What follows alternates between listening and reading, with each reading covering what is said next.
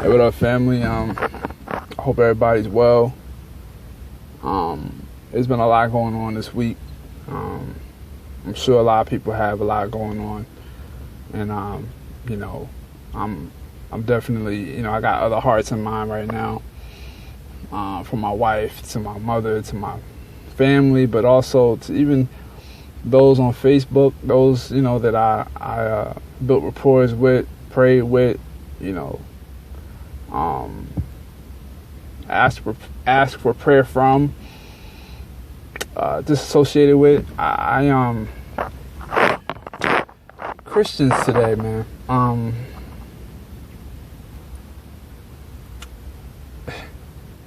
We're scared. We're a scared bunch of people. Because what we rather talk about and what we rather share with each other is, things as farthest away from eternity as possible. We rather talk and accuse and expose what I'm hearing is this institutional church. I'm all for, exposing the tear church, the false church. That has its place, okay? But what takes precedent over they're doing it wrong, they're doing it wrong, they're doing it wrong, they're doing it wrong. No, hey, did you know that they're doing it wrong too? You know what? They're doing it wrong. What takes precedence over that is what is the true biblical context of a local body of believers. What are you supposed to be doing? What edifies? What glorifies God? Let's talk about Jesus. Let's talk about who God is. Let's talk about his glory. Let's talk about the gospel. Because it's the gospel that saves. Matter of fact, the only speech that is needed, that is truly required of the believer, is the gospel. Everything else, pointing this, looking at that, exposing false teachers, that has its play, but that play is a part of the execution of giving out the gospel. I'm frustrated because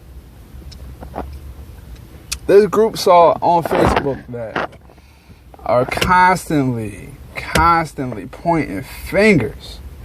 No one is talking about sin in themselves. The gospel directs not at groups. It directs at each individual, bucket naked individual. Each person has to face their sin. Everyone. It's not about, this church and that church. It's about, why did God save us? If you just ask yourself that question, you won't have time to worry about what they're doing.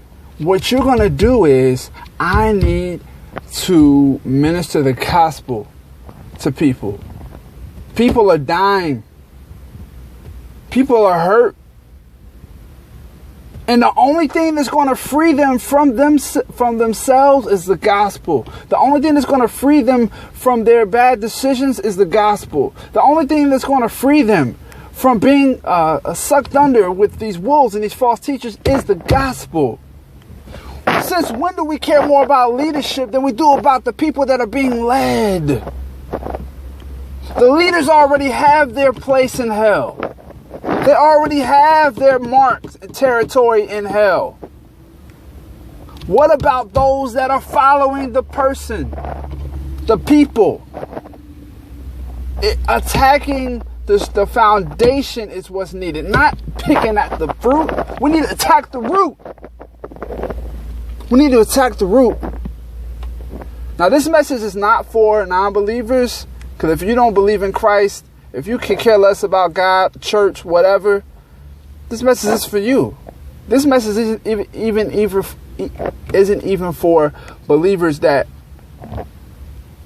are just trying to figure it out. No. This is for the so-called evangelists. This is for those who consider themselves an evangelist. Those who have been saved for 5, 10, 15, 20 years. That's who this message is for. Righteous anger is needed. But we don't know where to put it. We're so caught up in ourselves that we'd rather be mad at everybody but us. Come on, people. You've been saved for I don't know how long. People look up to you. People are watching you. People are reading you. And you can't share the gospel?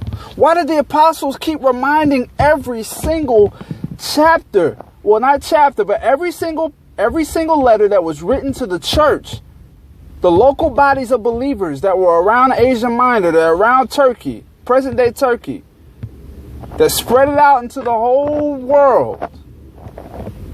What did the apostles keep hammering in on? It wasn't how is this supposed to function. Everything had its place. But what was the most consistent problem? They forgot who they were in Christ and needed to be reminded. That's what the Christian needs, the gospel. We need to know it, and we need to understand it, and we need to remember it every single day of our lives. Yes.